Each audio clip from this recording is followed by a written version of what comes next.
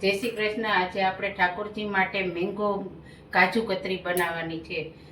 Mango કાજુ કતરી બનાવવા માટે આપણે 2 નંગ કેરી અને માપમાં 1 વાટકો કપ આપણે લીધો છે અને કાજુ આપણે 100 ગ્રામ લીધા છે, એનો આપણે પાવડર બનાવી લીધો છે। અને એના માટે આપણે ખાંડ લીધી છે, કાજુ છે એટલે આપણે ખાંડ એટલે પોણો કપ ખાંડ લીધી છે આપણે। અને આપણે ઘી નાખવાનું છે, એમાં ઘી બહુ નહીં જોવે, 2 ચમચી ઘી નાખશું આપણે મેંગોને સોતે કરવા માટે। એના માટે આ સામગ્રી આપણે લીધી છે। હવે આપણે સ્ટાર્ટ કરશું।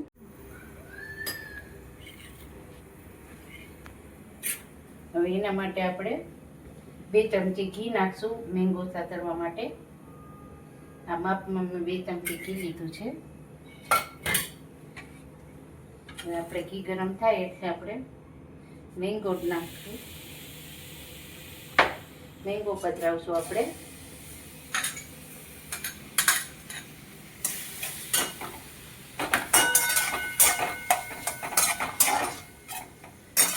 એકદમ મેચ થઈ જાય ત્યાં સુધી આપણે એને સાતળવાનું છે મેંગોને।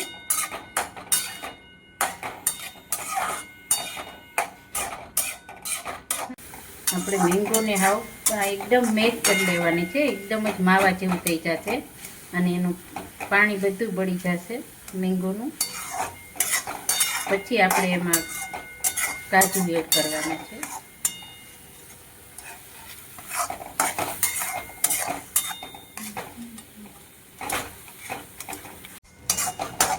હવે આપણે એકદમ માવો થઈ જવા આવ્યો છે, થોડીક વાર આપણે એક રસ હજી થોડુંક થાય પછી આપણે કરશું। મીડિયમ ગેસે કરવાનું છે, એકદમ ફાસ્ટ નહીં અને એકદમ સ્લો નહીં।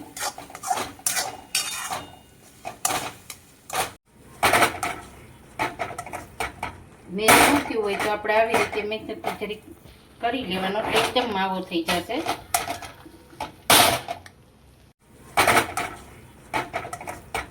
મેં મૂક્યું હોય તો આપણે આવી રીતે મિક્સર જરીક કરી લેવાનો એટલે એકદમ માવો થઈ જશે।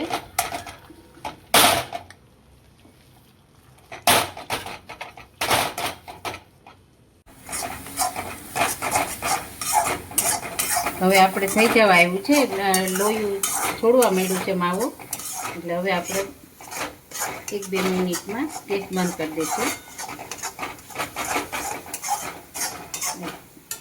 એકદમ કેરી આપણે રેસાવાળી ના હોય એવી લેવાની અને પાકી એકદમ મીઠી કેરી હોય એ જ લેવાની આપણે, એટલે ખટાશ ના આવે એમાં।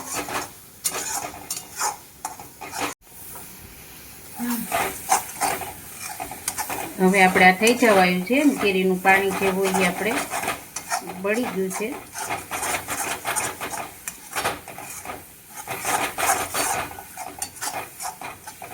હવે આપણે માવો આપણે સરસ થઈ ગયું છે તૈયાર, લોયું મૂકી દીધું છે। હવે આપણે કાજુ થોડાક શેકા વગરનો પાવડર કર્યો હતો, એટલે કાજુ આપણે શેકાઈ જાય પાવડર એટલા માટે હવે આપણે એમાં કાજુ પાવડર એડ કરી દીધો છે। થોડીક વાર સાસવીને ગેસ બંધ કરી દઈશું, પછી આપણે ચાસણી કરશું।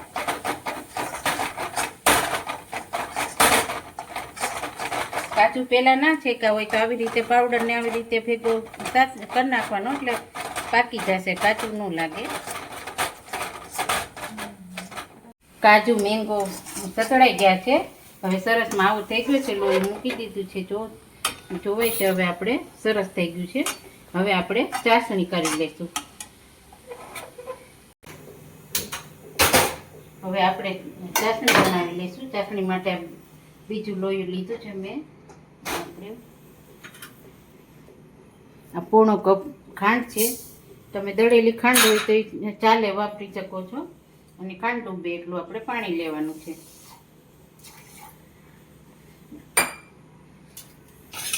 હવે ખાંડની આપણે 1 તારની ચાસણી બનાવવાની છે। અત્યારે ગરમી છે એટલે ઠંડી હોય તો થોડીક ઓછી લઈ તો ચાલે, અત્યારે 1-1.5 તારની ચાસણી લઈએ એટલે સરસ જામી જાય કાજુ કતરી।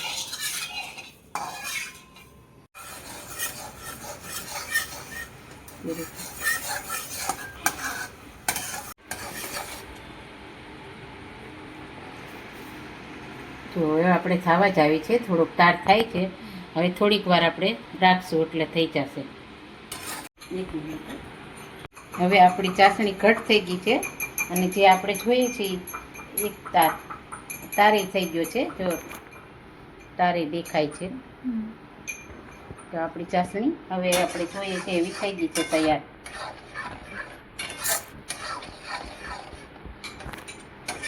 હવે આપણે આ જે મેંગો અને કાજુ બે મિક્સ કરીને રાખ્યા હતા આપણે એ આપણે એમાં પધરાવી દીધું છે. ઠાકોરજીનું છે એટલે આપણે નાખવું ને એવું નહીં બોલીએ, પધરાવવું બોલવાનું. એટલે ચાસણીમાં પધરાવી દીધું છે. હવે આપણે થોડી વાર રાખશું. જ્યારે માવો છૂટો પડશે એટલે આપણે ઢાળી દેવું. હવે આપણે મીડિયમ ગેસે થવા દેશું. એટલે આપણું તૈયાર જ છે. દોઢતારની ચાસણી હતી એટલે વાર નહીં લાગે, પણ થોડીક વાર એક રસ માવો થઈ જાય, બરાબર ખાંડને પડી જાય એટલે આપણે લઈ લઈશું.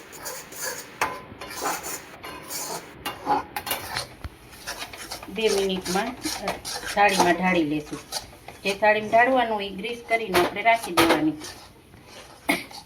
હવે હું આ ઇલચીનો પાવડર લીધો છે મેં. 2 ઇલચીનો પાવડર કર્યો છે. પાવડર પધરાવવાનો આપણે. 1 ચમચી ઘી પધરાવશું આપણે.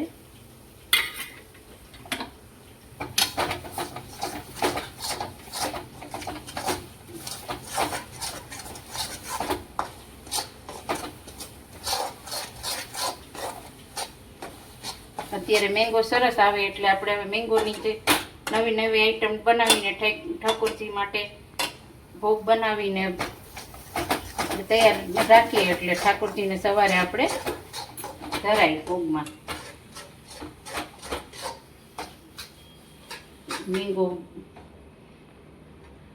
મેંગો કોપરા પાક થાય, પછી આપણે મેંગો મોહનથાળ થાય. મેંગોનું જે બનાવવું હોય આપણે થાય. અત્યારે ઠાકોરજીને જેટલું બને એટલું મેંગોનું નવી નવી સામગ્રી બનાવીને ભોગમાં ધરાવીએ તો સરસ ઠાકોરજીને તે સારું ને આપણને આનંદ થાય.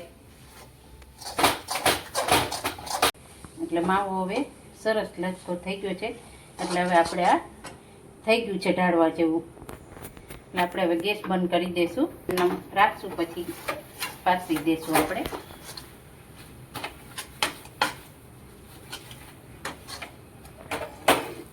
હવે આપણે આવી રીતે પાછી દેવાનું છે. પછી આપણે 2-3 કલાક ઠરવા દેશું. પછી આપણે એના